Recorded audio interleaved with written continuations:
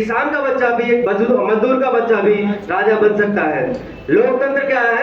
लोकतंत्र एक सी डेफिनेशन है कि डेमोक्रेसी का मतलब होता है by the of the people, by the people, for the people. इसका मतलब है लोगों की सरकार, लोगों के द्वारा सरकार, लोगों के लिए सरकार।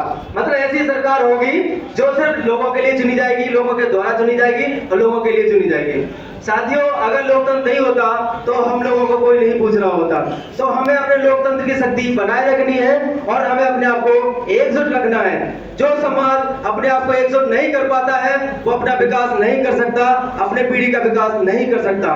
साथियों, मैं यही संदेश देना चाहता हूँ, अपने बच्चों को ये शिक्षा दीजिए कि कभी भी अब आपस में बंटवारा नहीं करना। ठीक है, हमारे आपस में मतभेद हो सकते हैं, भाई भाई से झगड़ा हो सकता है, हम किसी नेता को पसंद नहीं करते, हम अपने समाज के नेता को पसंद नहीं करते, हमें अपने समाज के नेता से नफरत है, लेकिन जब समाज की बात आए तो हम सबको एकजुट होकर के इकट्ठा होना चाहिए। ये समाज के लिए मेरा मैसेज है। भाइयों, ये बहुत खुशी की बात है कि हर घर में नेता पैदा हो रहे हैं। ये बात सही है, हर घर में नेता पैदा हो रहे हैं, लेकिन हमको एक अपने समाज का नेता जरूर चुनना पड़ेगा और जरूर चुनना पड़ेगा। जब तक हम अपने समाज का एक नेता नहीं चुनेंगे और उस नेता के हाथ मजबूत नहीं करेंगे, तब तक हमारा विकास नहीं हो सकता, हमारा सुधार नहीं हो सकता। साथियों, संसद में जाने के लिए हमारा एक नेता होना चाहिए, एक लीडर होना चाहिए जो हमारी बात को, हमारी समस्या को संसद तक ले जाए, हमारी समस्या को ले जाए और हमको वहां जाके खड़ा करे।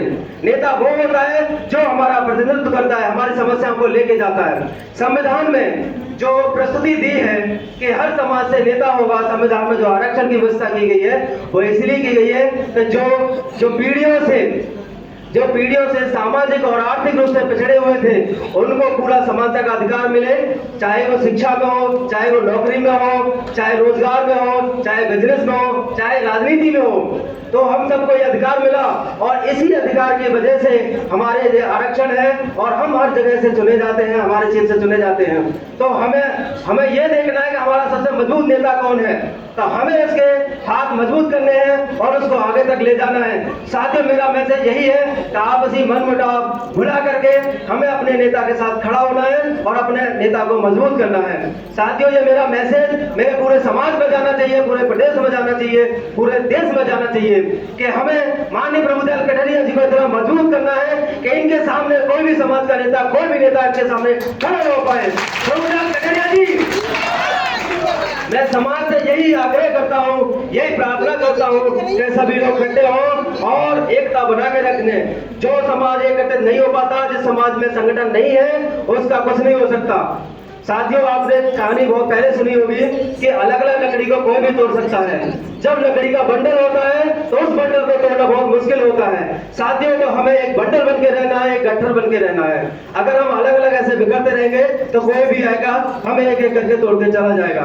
साथियों, हमारे समाज में यही दिक्कत है कि अगर साथी कहीं पिट रहा है या किसी साथी के साथ में कोई गलत हो रहा है या किसी भाई के साथ कोई गलत हो रहा है तो पड़ोसी उसके साथ उसके लिए खड़ा नहीं होता है, उसको नहीं बोलता है। वो ये सोचता है कि चलो मैं तो बचाऊं, मेरे साथ नहीं हो रहा।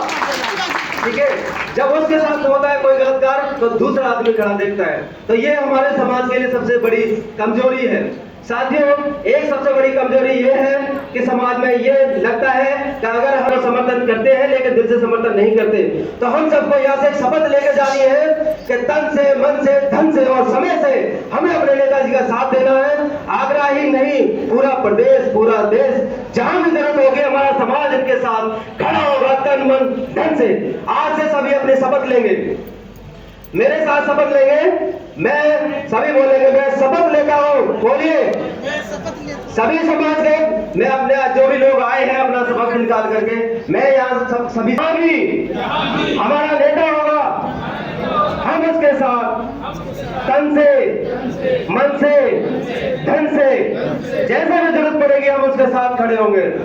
हमारा कोई भी महत्वपूर्ण से महत्वपूर्ण कार्य होगा, कोई भी महत्वपूर्ण से महत्वपूर्ण बिजनेस होगा, कोई भी होगा, उसे हम साइड करके हम समाज को वक्त निकालेंगे और अपनी पीढ़ी को, हम आने वाली पीढ़ी को, अपने बच्चों को यही संदेश देंगे कि समाज से बढ़कर के कोई चीज नहीं है। जो व्यक्ति समाज को अपने साथ रखता है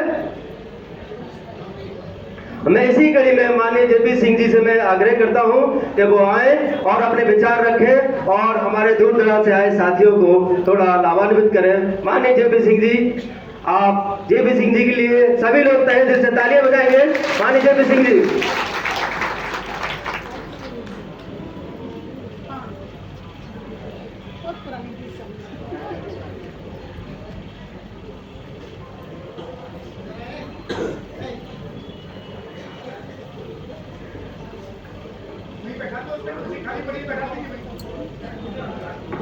हाँ, बेटी कुछ बोलना चाहती है, तो आप थोड़ा पहली बार स्टेज पर आइए, थोड़ा नर्वस हो रही है, तो प्लीज बेटी का समर्थन करें।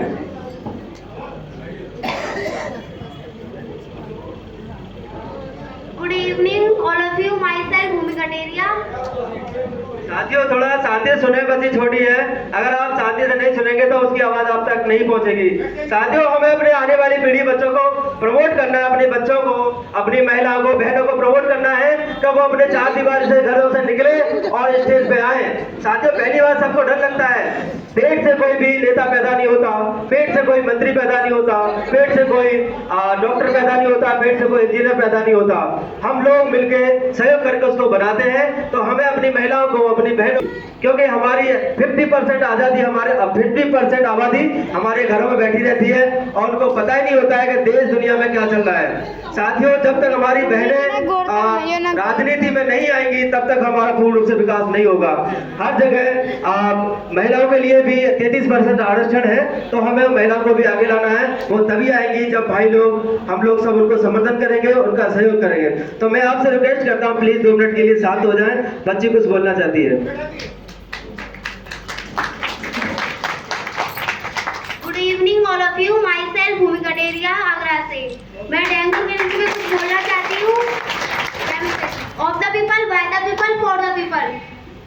ऑफ द पीपल मीन्स लोगों की सरकार, बाय द पीपल मीन्स लोगों के लिए सरकार, फॉर द पीपल मीन्स लोगों के लिए सरकार।